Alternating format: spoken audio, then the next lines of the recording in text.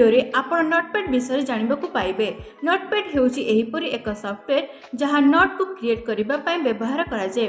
जदि आपण कोनोसी नोट को क्रिएट करबा को चाहंती अथवा किछि लेखिबा को चाहंती तबे नोटपैड हेउची सबुठारु बेस्ट ऑप्शन। सो फ्रेंड्स, प्रथमे आपण निज कंप्यूटर स्क्रीन रे सर्च बार रे नोटपैड टाइप करंतु एवं नोटपैड को ओपन करंतु। एठारे आपण देखि परिबे ओन टाइटल नोटपैड अर्थात एथिरे कोनोसी टाइटल नाही।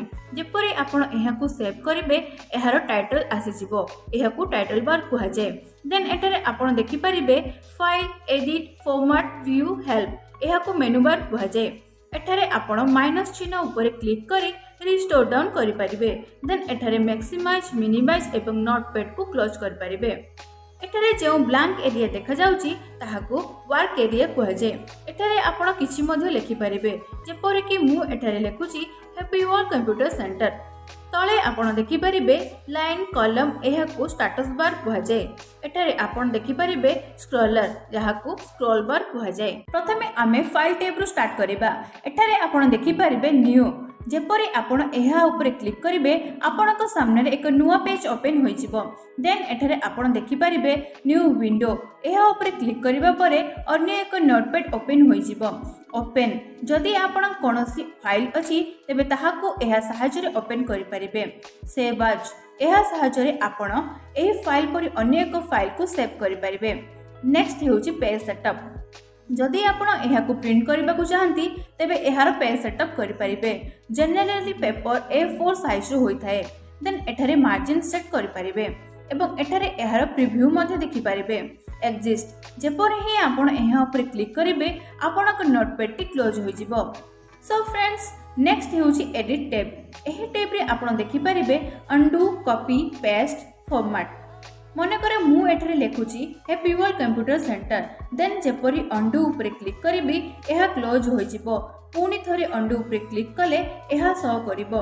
एहार शॉर्टकट की होउची Ctrl+Z एवं एठारे आपण समस्त शॉर्टकट की को देखि पारिबे।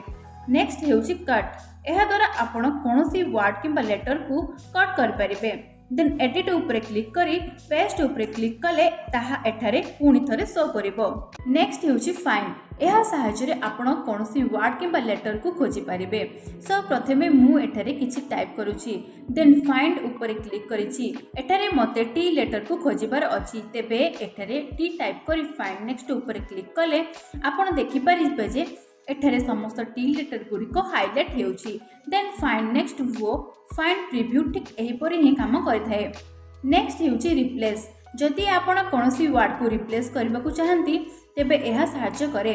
जेपरि कि मु एठारे दैट को दिस रे रिप्लेस करबा को चाहे तेबे एठारे दिस टाइप करी रिप्लेस क्लिक करे ताहा रिप्लेस होई जिवो। जदि रिप्लेस ऑल ऊपर क्लिक करिबी तेबे एठारे जेतोटे दैट अछि ताहा दिस रे रिप्लेस होई जिवो। नेक्स्ट हेउची गो टू। एहा सहायता आपण पेज रो जे कोनोसी मध्य लाइन को जाई परिबे। मने करे मते 4 नंबर लाइन को जिबार अछि तेबे गो टू ऊपर क्लिक करिबा। देन एठारे 4 टाइप करी गो टू क्लिक करिबा तो आपण देखि परिबे एठारे कर्सर टी 4 नंबर लाइन को चल जाईछि। सिलेक्ट ऑल एहा को क्लिक करिबा परे आपण को पेज रे जहा भी किछि लेखा जाईथिबो से सब सिलेक्ट होई जिवो। जदि आपण को एही पेज रे टाइम वो डेट चाहंती तेबे एडिट ऊपर क्लिक करंतु। देन टाइम एंड डेट ऊपर क्लिक करंतु। एठारे आपण टाइम वो डेट को देखि परिबे। नेक्स्ट हेउची फॉर्मेट टैब। एठारे आपण देखि परिबे रैप टेक्स्ट। अर्थात जदि आपण रैप टेक्स्ट को ऑन न करी किछि भी टाइप करंती तेबे ताहा नेक्स्ट लाइन को जीवो नाही। जेपरि आपण रैप टेक्स्ट ऊपर क्लिक करिवे ताहा नेक्स्ट लाइन को आसीबा सह गोटे पेज रे सेटअप होई जिवो। नेक्स्ट हेउची फॉन्ट। एहा सहायता रे आपण लेटर रो डिजाइन चेंज करि परिबे। एहा को बोल्ड करि परिबे एवं एहार साइज को मध्ये कस्टमाइज करि परिबे। View tab. एठारे आपण देखि परिबे जूम इन। एहा सहायता रे आपण साइज को बड़ करि परिबे। Zoom out. एहा सहायता रे आपण लेटर रो साइज को छोट करि परिबे एवं रिस्टोर डिफॉल्ट साइज। एहा द्वारा आपण लेटर रो साइज को नॉर्मलाइज करि परिबे। Status bar. एहा सहायता रे आपण स्टेटस बार को शो किंबा हाइड करि परिबे। नेक्स्ट हेउची हेल्प टैब। जदि आपण नोटपैड रिलेटेड कोनोसी हेल्प चाहउचंती तेबे एठारे क्लिक करी समस्त प्रकार सहायता पाई परिबे।